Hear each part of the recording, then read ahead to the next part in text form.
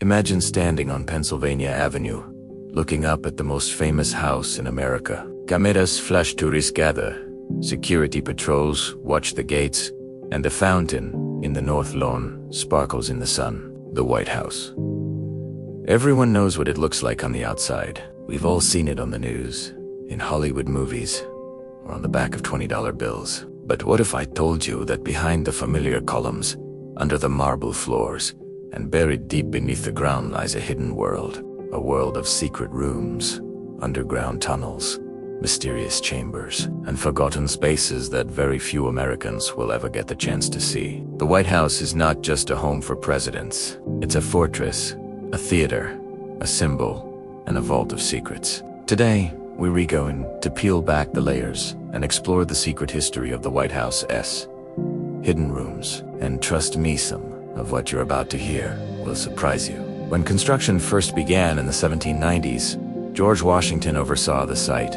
Though he never lived in the finished building, John Adams became the first president to call the White House home in 1800. Back then, it was just a large, unfinished mansion on the edge of a swampy capital city. But even from the start, it was meant to be more than just a house. It had to serve as a symbol of power, a workplace, and most importantly, a secure home for the leader of the nation. The earliest versions of hidden spaces weren't glamorous. They were cellars, storage areas, and servant tunnels designed to keep the daily operations of the house out of sight. But as history unfolded, those hidden spaces took on new purposes: security bunkers, secret passageways, escape routes, and even private recreational rooms. One of the most well-known secret areas is the White House Situation Room. The name itself feels heavy, like something out of a Tom Clancy novel, but this isn't fiction. The Situation Room is real, and it's one of the most important rooms in the entire United States.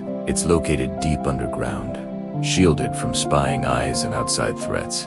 It was born out of failure after the Bay of Pigs invasion in 1961 went terribly wrong. President John F. Kennedy realized the White House needed a secure, high-tech command center where the president and top advisors could make real-time decisions during crises. Built in the basement of the West Wing, the Situation Room looks more like a military bunker than a stately room in a mansion. No windows, thick walls, and constant surveillance. This is the room where Obama watched live as Navy SEALs raided Osama bin Laden's compound. This is the room where presidents have ordered military strikes, responded to terrorist attacks, and planned missions that changed the world. Americans often think of the Oval Office as the center of presidential power.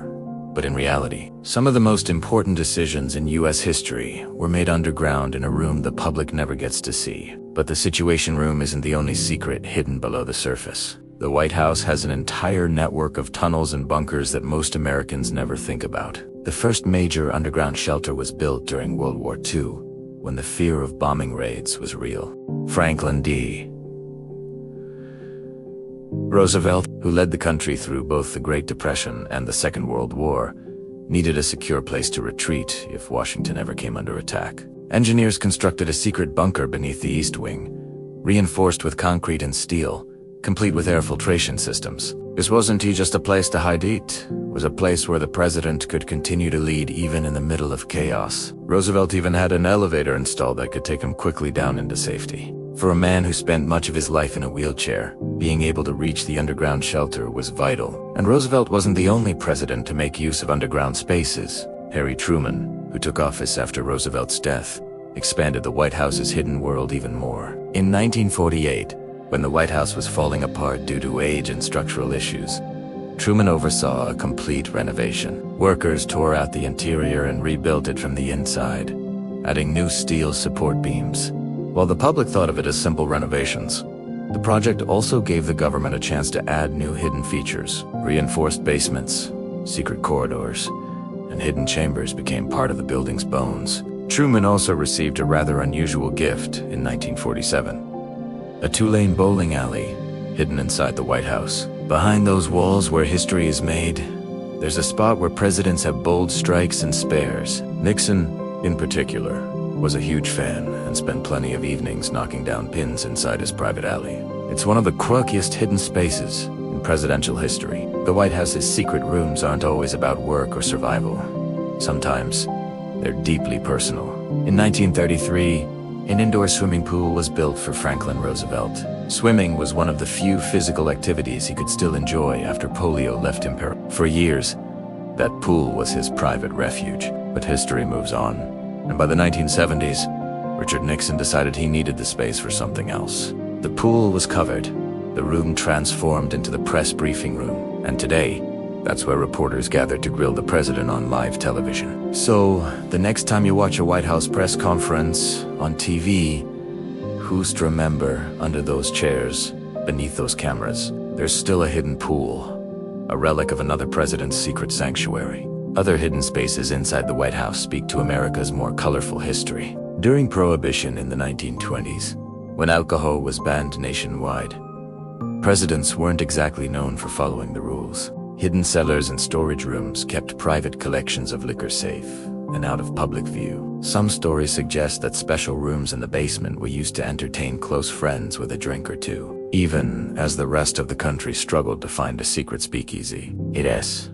one of those little reminders that power often comes with its own set of rules or exceptions. But beyond the known secret rooms, the White House has long been surrounded by legends of hidden tunnels. Some of these tunnels are confirmed. There's a well-documented passage connecting the White House to the Treasury Department, built in case the president needed to escape quickly. Rumors suggest other tunnels stretch even farther, possibly linking the White House to government buildings like the Capitol, or even to remote locations outside the city. Some say there are escape routes leading toward the Potomac River. During the Cold War, with the threat of nuclear war always looming, it's said that new tunnels and bunkers were added, designed to withstand attacks that could level much of Washington. Of course, the government keeps these details tightly classified, so the truth may be stranger or deeper than we know.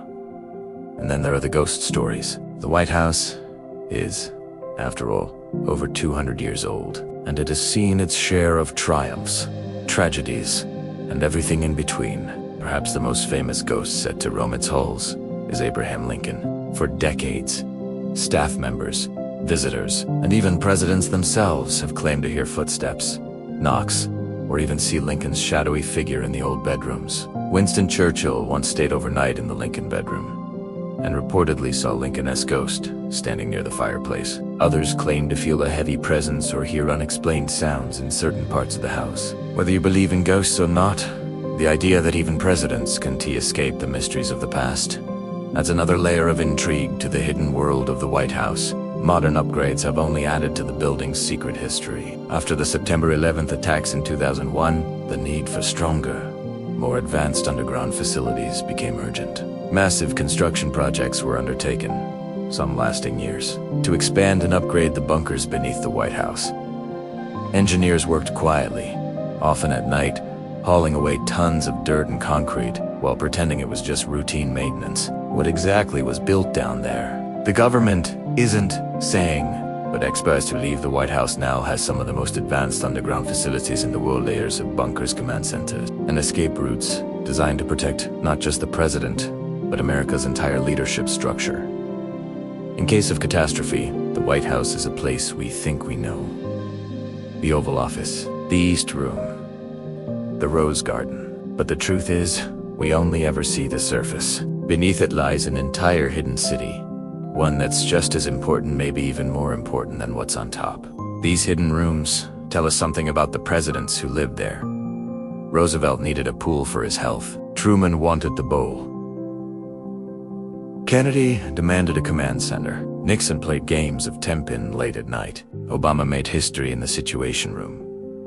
Each secret room reflects not just a need for security or privacy, but also a very human side of power. And that's what makes these stories so fascinating. Because at the end of the day, the White House isn't just a political building. It's a home. It's a workplace. It's a safe house.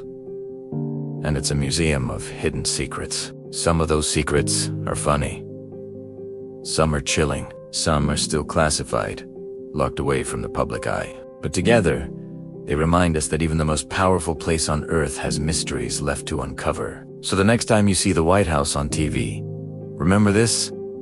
You're only looking at the tip of the iceberg. Beneath the marble floors and historic halls is a secret world, one that has helped shape America for centuries. And maybe, just maybe, the greatest secrets of all or the ones we still don't know. So now I'll leave you with a question.